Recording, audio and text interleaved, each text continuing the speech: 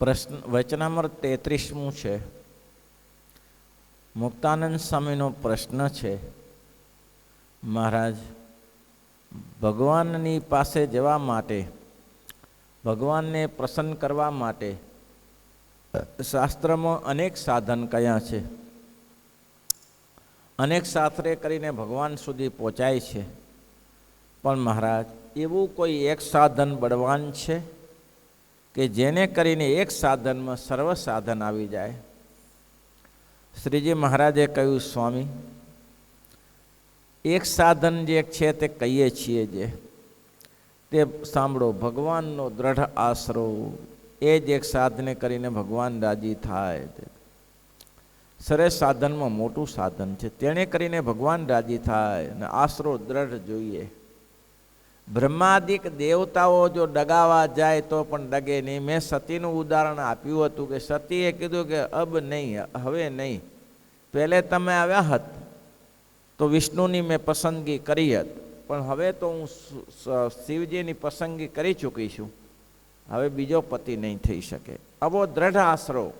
સપ્તર્ષિ ડગાવ્યા, શિવન નારદજી એમ કહ્યું, પણ એકના બીજા ન થયા. એનું નામ દ્રઢ આશરો. લક્ષ્મીજીનું દ્રષ્ટાંત આપ્યું કે બસ વરનંદ લાલો વરુ રે સખી અલબેલો, વરનંદ લાલો વરુ, નહીં તો કુંવારી મરુ રે સખી અલબેલો, વરનંદ લાલો વરુ. લક્ષ્મીજીનું સૂત્ર છે, વરનંદ લાલો વરુ રે સખી અલબેલો, વરનંદ લાલો વરુ, વરનંદ લાલો વરુ રે સખી અલબેલો, વરનંદ લાલો વરુ, નહીં તો કુંવારી મરું રે સખી અલબેલો, વરનંદ લાલો વરુ, નહીં તો કુંવારી મરું રે સખી અલબેલો, વરનંદ લાલો વરુ. એવો દ્રઢ આશરો. વરુ તો એક જ વરુ. દમઘોષનો પુત્ર ચેદી દેશનો શિશુપાલ કંઈ ન કરી શકે. આવી દ્રઢ નિષ્ઠા, આવી દ્રઢ નિષ્ઠા હોય તો જ મહારાજ કે ભગવાનનો દ્રઢ આશરો કહેવાય. ગમે તે માથા નમાવે ને દ્રઢ આશરો ના કહેવાય, ગમે તે ચોખા મૂકે ને દ્રઢ આશરો ના કહેવાય. એક ભગવાનને વિશે જ દ્રઢ પ્રીતિ જગતમાં ક્યાંય, અને પતિવ્રતાની ટેક મહારાજ કે દ્રઢ કરીને રાખવી. અને વચનામૃત 32માં મહારાજે એ જ કહ્યું ને અંતિમ અવસ્થામાં. અને મહારાજ કે એવો આશરો તો અત્યારે સર્વે ભક્તોને છે. કેમ? બધાને ખબર છે અક્ષરાતીત પુરુષોત્તમ નારાયણ અમને પ્રગટ મળ્યા છે અને અમે કૃતાર્થ થયા છીએ. આવો દ્રઢ આશરો છે. અક્ષરાતીત પુરુષોત્તમ નારાયણ અમને પ્રગટ મળ્યા છે અને અમે એના આશ્રિત થયા છે, અમે કૃતાર્થ થયા છીએ. આવો દ્રઢ આશરો છે.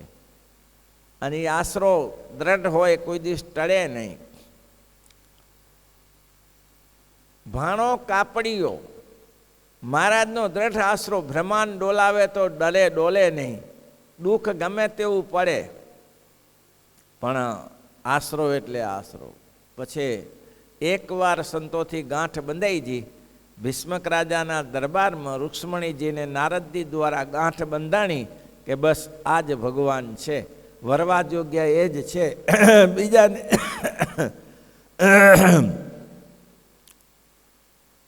અબડાય બડાની સર્વે ટોળી રે રઢ લાગો, અબડાય બડાની સર્વે ટોળી રે રઢ લાગી.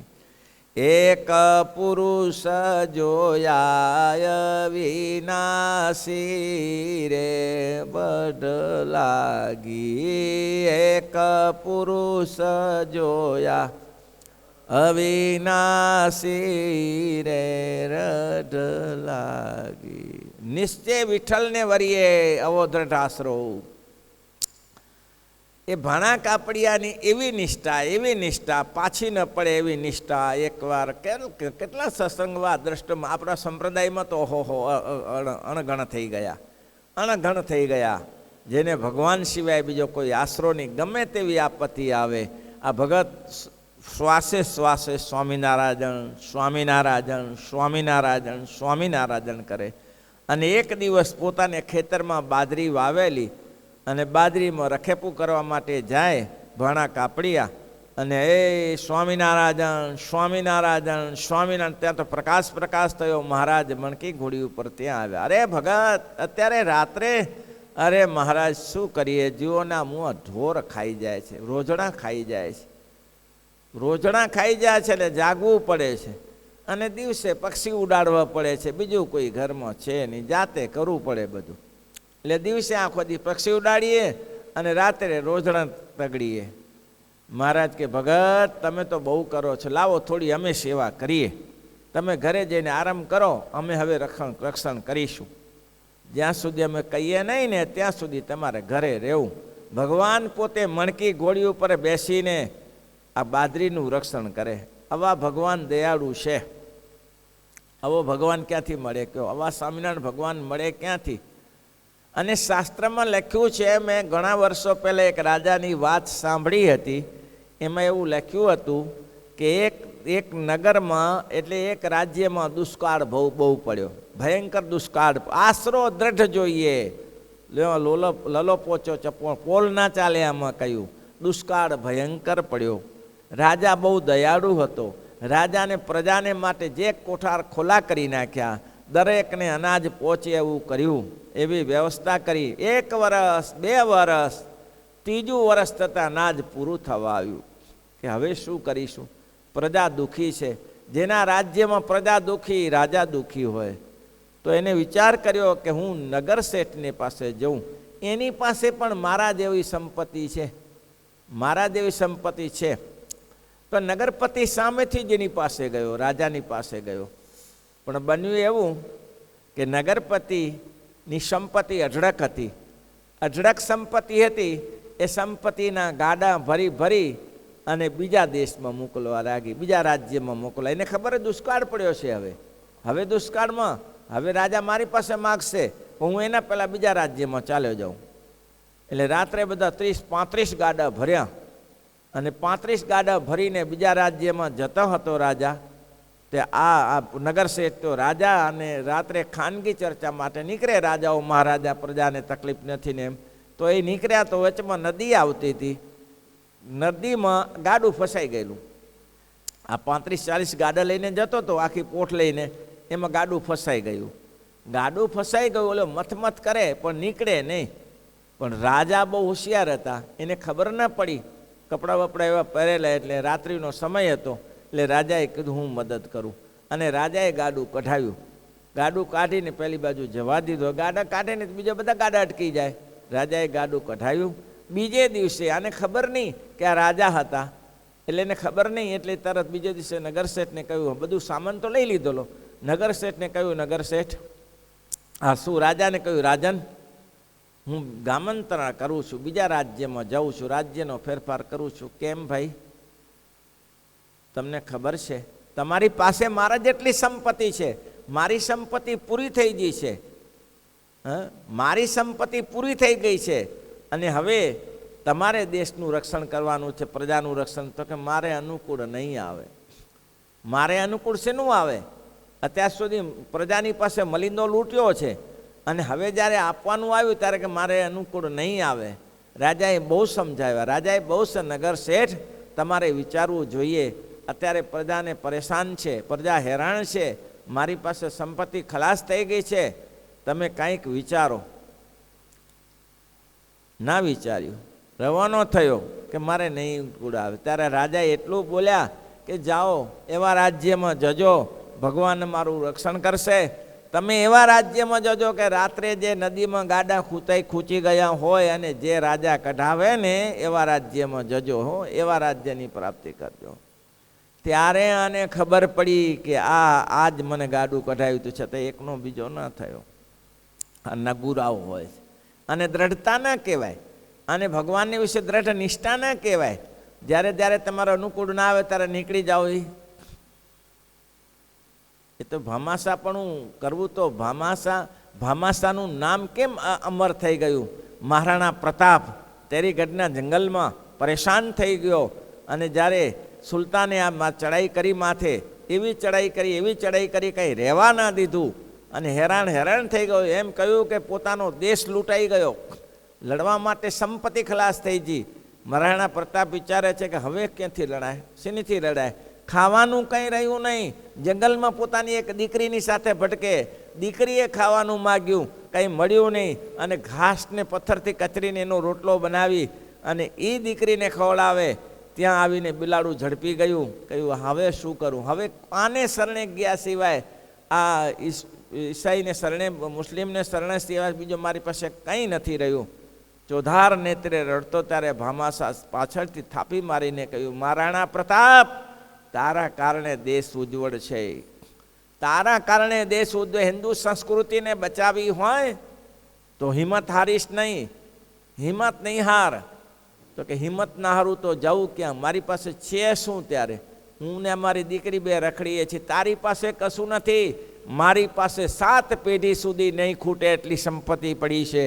આ દરવાજા ખોલી નાખ. દરવાજા ખોલીને સંપત્તિનો ઉપયોગ કર, અને એ સંપત્તિ તારા લડાઈમાં વાપર, અને તૈયાર કર. અને હિંમત આવી મહારાણા પ્રતાપને.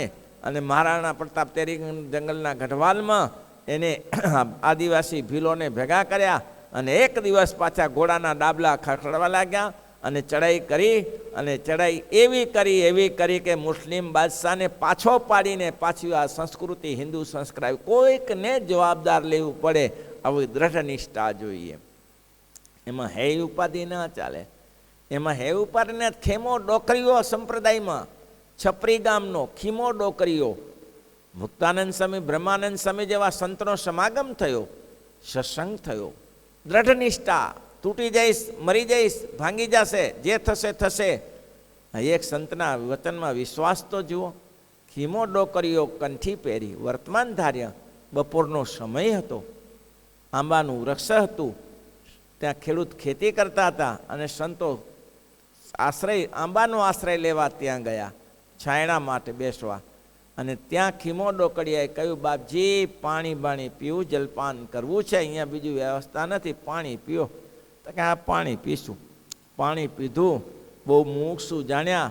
એટલે કે બેસો. ત્યારે બેઠા, ભગવાનની વાત કરી. પુરુષોત્તમ નારાયણ સ્વામિનારાયણ ભગવાન મળ્યા છે, તમારું કામ કરી લો ભગત. અનંત જન્મમાં ખેતી કરી, બળદિયાની પાછળ દોડ્યા, અને હજી જો ભગવાનની પ્રાપ્તિ નહીં થાય તો આ જન્મે પણ દોડવું પડશે, ને આવતે જન્મે દોડવું પડશે. માટે ભગવાન સ્વામિનારાયણ પ્રગટ થયા છે, એનો દ્રઢ આશરો કરો. એમ સ્વામી? તો કે હા, તમારા વચન ઉપર લાગે છે કે ભગવાન તમને પ્રગટ મળ્યા જ છે ત્યારે, અને મારા ઉપર દયા કરીને મને ભગવાન મેળવી આપો. હું આજથી તમારે મુમુક્ષુ જીવ, આજથી હું તમારા શરણે છું. તમે જેમ કહેશો તેમ. બસ તો આ કંઠી પહેરો. અને એક વસ્તુનું ધ્યાન રાખજો, આ કંઠી પહેરીને છપરી ગામમાં જશો એટલે લોકો તમને છોડશે નહીં. ખીમો ડોકરીઓ છોડશે નહીં, તમારું અપમાન કરશે, તમને હેરાન કરશે, પરેશાન કરશે, તમને નાતમારા કરશે. બધું સંતોએ શીખવાડી દીધું. અને સારા ભોજનમાં માખીઓ પડે, ઉડાડવી પડે. તો કે ચિંતા ન કરતા સ્વામી, હવે આ પટેલી ભલે જાતિનો હવે આ ગળામાં કંઠી પહેરી છે, હવે તમારા વર્તમાન સિવાય બીજું કંઈ નહીં આવી શકે. આવી દ્રઢ નિષ્ઠા રાખી અને ગામમાં ગયા. એક દિવસ ગયો, બીજો દિવસ ગયો, ત્રીજે દિવસે કંઠીને ચાંદલો. અરે લોકો કે જુઓ તો ખરા, આ ખીમો ડોકરીઓ બીજો ધર્મ લાવ્યો. અને ગામમાં બાવો દૂધપાકને માલપુઆ ખાઈને આમ મજબૂત થયેલો હાથી જેવો. પછી તો ગામના લોકોએ બધા બાવાજી તમને કઈ ખબર પડી? તો કે શું ખબર પડી? આ ખેમો ડોકરીઓ નવો ધર્મ લાવ્યો. આપણો ધર્મ મૂકીને એક ગુરુ ખોડીને બીજા ગુરુ કર્યા. તમે ગુરુ ઓછા છો? હવે બધા અલમસ્ત હો ભાઈ, ચલમો પી પીને, ગાંજા ભાંગ પીને મસ્તી માણનારા. અરે ઈ શેનો બીજો ધર્મ બાળે. ખીમા ડોકરિયાને બોલાયો. તને ખબર છે? શું સ્વામીજી? આપણે છે ને આવું બધું પાખંડ ના કરાય.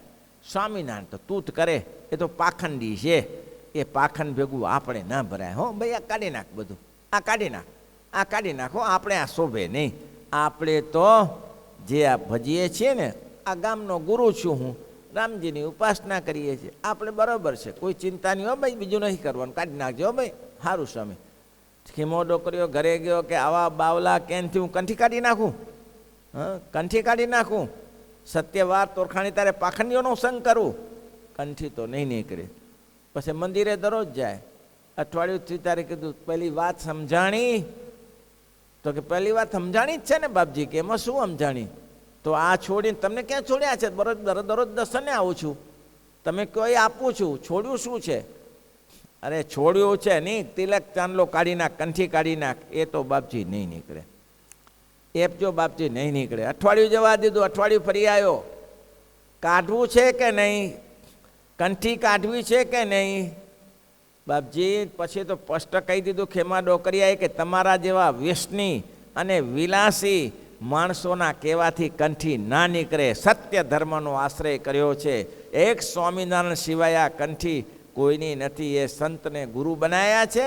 એ કંઠી નહીં નીકળે, નહીં નીકળે. તમારે બાપજી જે કરવું એ કરજો. તો જાણી લે ત્યારે બધી નાત ભેગી કરી ગામને કહ્યું ખેમા ડોકરિયાનો સંબંધ તોડી નાખો. 15 વર્ષ સુધી ખેમા ડોકરિયા જોડાય ગામમાં કોઈ સંબંધ રાખ્યો નહીં. કોઈએ સંબંધ ના રાખ્યો. દીકરી ના પરણી શકે, અરે ગાડું ખૂતી ગયું હતું કોઈ કઢાવવા ના જાય. કોઈ છોકરા ગામમાં મા બાપ મરી ગયું હોય તો કોઈ શમશાને ના જાય. આવી પોઝિશન થઈ. લગ્ન નાનો મોટો પ્રસંગ કર્યો હતો કે ગામના લોકો આવે નહીં. લ્યો આવી પોઝિશન પણ શ્રી સાટે શિરસાટે નટવરને વારીએ રે શિરસાટે નટ રે પાછા તે પગલા નવા ભરીએ રે પાછા તે નવા ભરીએ રે શિરસાટે નટવરને વારીએ. સંતોએ પ્રસંગના કીર્તનો બહુ લખ્યા છે. ફોગટ ફેરા નવા ફરીએ રે ફોગટ ફેરા રે પર ઘેર પાણી નવા ભરીએ રે પર ઘેર પાણી ન વરીએ તો નટવરને વારીએ વરીએ તો નટવર રે શિરસાટે નટવરને રે ભૂધર ભેત્યા ભય ભાગ્યો રે ભૂધર ભેટ રે સૌ સાથે તોળ્યો ધાગો રે સૌ ધાગો રે રસિકા સલુણાથી રંગ લાગ્યો રે રસિકા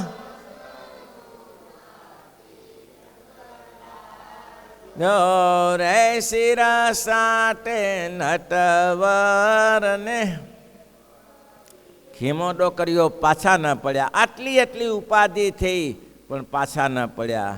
અને આ બાવાજીનું મગજ ગયું. બાવોજી કે હવે આને હરખો કર્યા સિવાય છૂટકો નથી. હરખો બોલાવીને કહ્યું હજી સમજી લે. તો કે તમારા જેવા પાખંડીમાં નહીં ભરું એમ ને. તો કે હા આવી જા. અને મારો બેટો મલ્લ જેવો પલંગ નીચે 4 પથ્થર નાખ્યા અને એક નીચે ખેમા ડોકડિયાને સુરાવીને માથે આંચકા મારવા લાગ્યો. એવા આંચકા મારે, મારી જાય એવા, મારી નાખે એવા આંચકા મારે. છોડું નહીં આજે.